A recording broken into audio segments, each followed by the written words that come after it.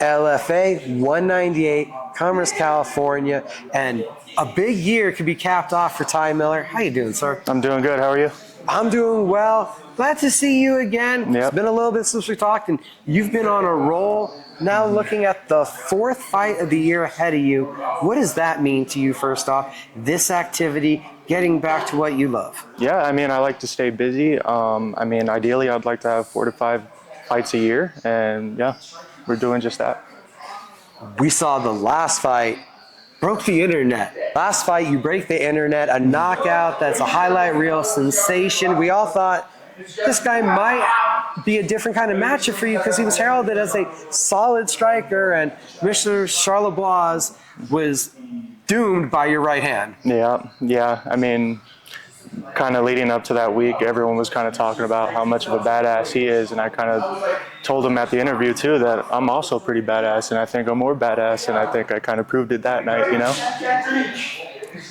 What was it about that shot, that moment? Talk us through it. What lined up so perfectly?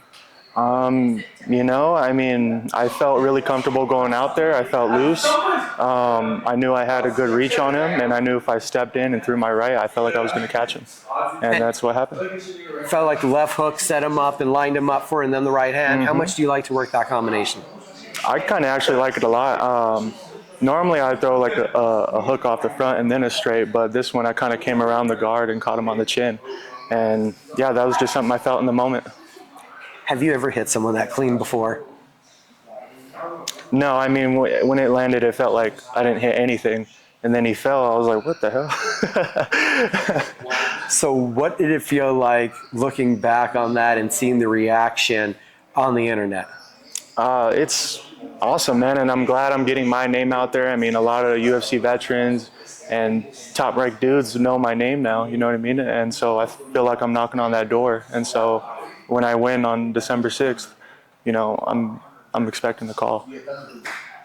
The call, that's already the focus. You're looking towards the UFC as that next I mean, level? I'm definitely focused on Arthur Barros, but I am, if I get a big win, you know, I am kind of expecting that. Arthur Barros, tough Brazilian, tenacious, good grappling game. Looks like he has a good chain wrestling ability and a tenacious head and arm choke. What have you noticed? I feel like he's pretty well-rounded everywhere. Nothing crazy. For me, I feel like he's going to try to shoot immediately.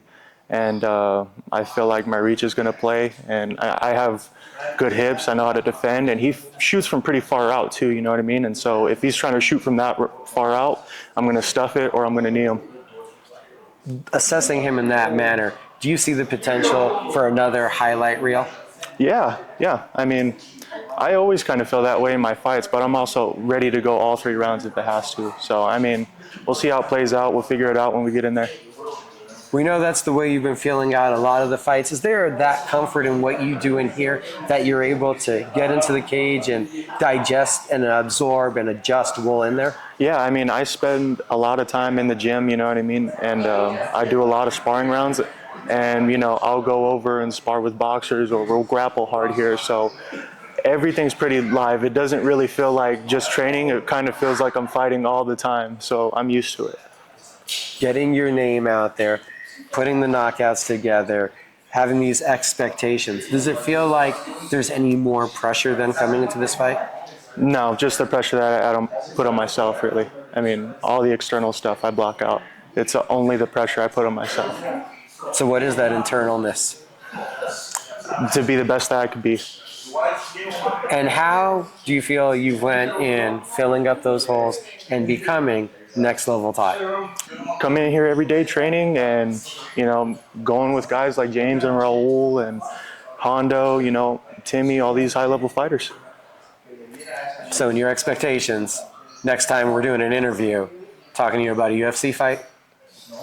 I think so. I feel it.